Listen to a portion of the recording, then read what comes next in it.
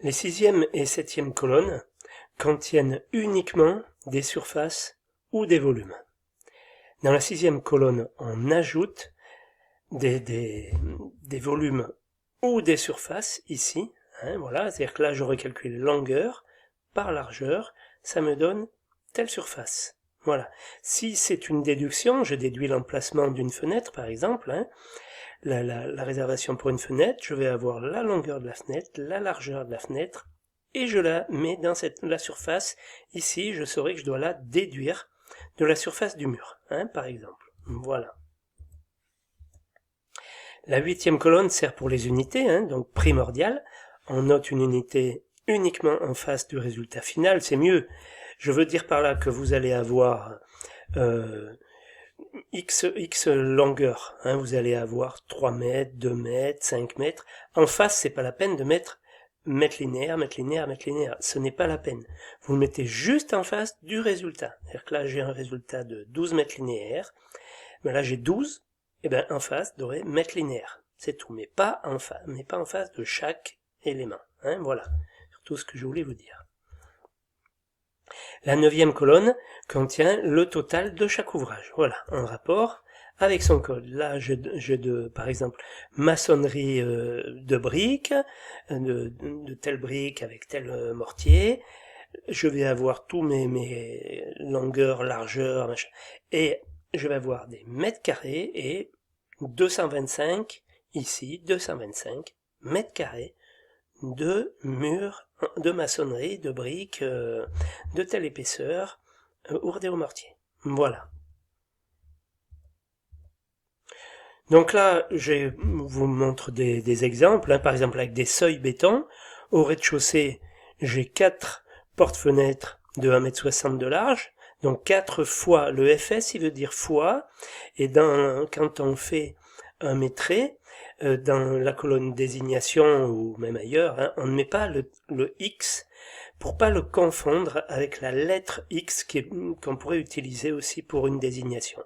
Donc 4 fois, et comme on est un peu feignant, qu'il faut être un peu feignant dans ce métier de maîtreur, je mets FS 4 fois 1,60 m, ça me fait une longueur dans ma colonne des longueurs de 6,40 m. J'ai 4 portes de 90 cm de large, donc 4 seuils, 4 fois 0,90 par 3 mètres, ça me fait, 3,60 mètres au total. Voilà. J'en ai un de 2,30 m, alors là je l'ai écrit, parce que je fais avec Excel, et que j'ai donné des formules pour avoir le résultat ici, mais je pouvais simplement écrire 2,30 m ici, ce n'était pas la peine de mettre une fois, là. Voilà. Là, 2 fois 0,90, 1,80 m. Bon, j'ai fait pareil à l'étage, j'ai fait pareil au deuxième étage. J'ai un total de 34,10 que je peux écrire ici, ou c'est pas la peine de l'écrire, mais en tout cas, ici, il faut l'écrire. 34,10 mètres linéaires, ML, mètre linéaire. Voilà. Donc, ça, c'est pareil. C'est parce que moi, avec Excel, je lui indique qu'ici doit être égal à ici. Voilà. Mais vous, quand vous faites une minute au crayon à papier, là, ce n'est pas forcément la peine de marquer le total ici. C'est vous qui voyez. Après, moi, c'est mon conseil, mais c'est vous qui voyez avec votre méthode. Voilà.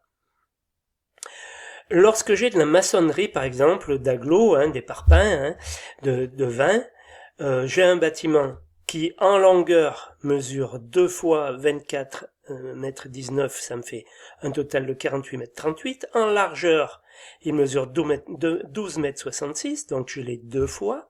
Ça me fait un total de 25 mètres 32, ce qui veut dire que j'ai une longueur de mur de 73 mètres 70.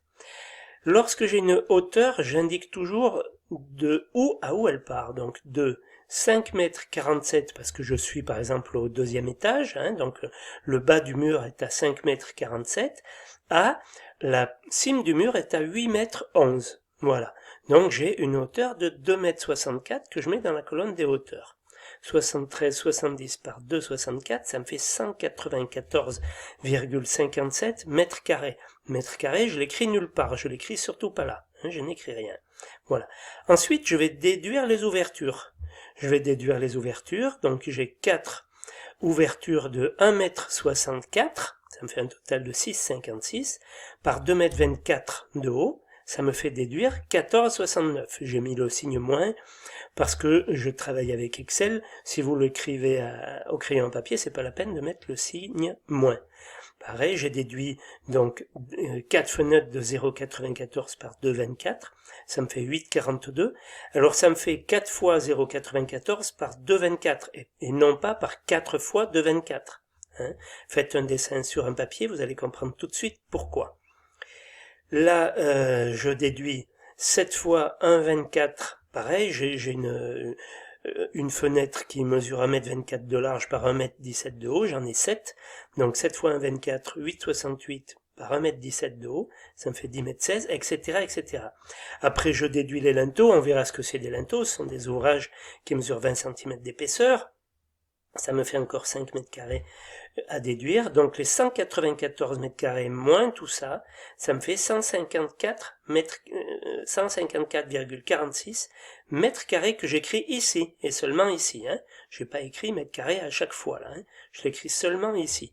J'insiste parce que ça fait pas professionnel, ça ne fait pas professionnel de réécrire sans arrêt l'unité comme ça, on ne la note qu'une seule fois, voilà. Pour cet exemple-là. J'insiste lourdement, mais c'est très important pour vous. Hein. Soignez votre présentation. J'ai un plancher, donc pareil, hein, un plancher de 11,85 m par 5,41 m de large. J'ai deux longueurs de 11,07 m par 5,77 m, donc 2 fois 11,07, 22,14 par 5,77, etc., etc. Ça me donne donc une surface totale de 265,24 mètres carrés.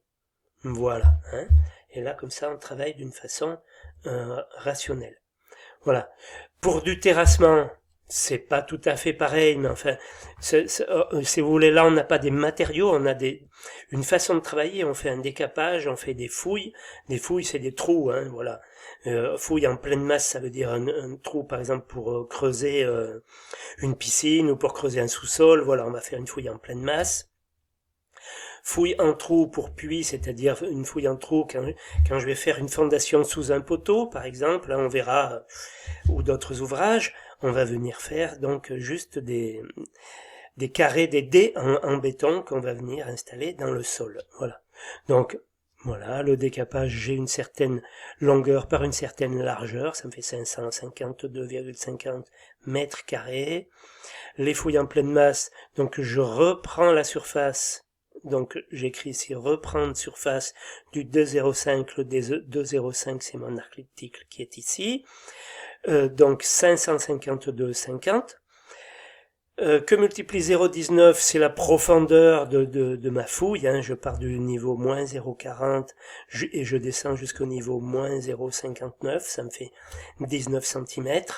Donc 552,50 par 0,19, ça me fait 104,975, 3 décimales, 104,975, je l'ai répété ici, mètres cubes. Voilà.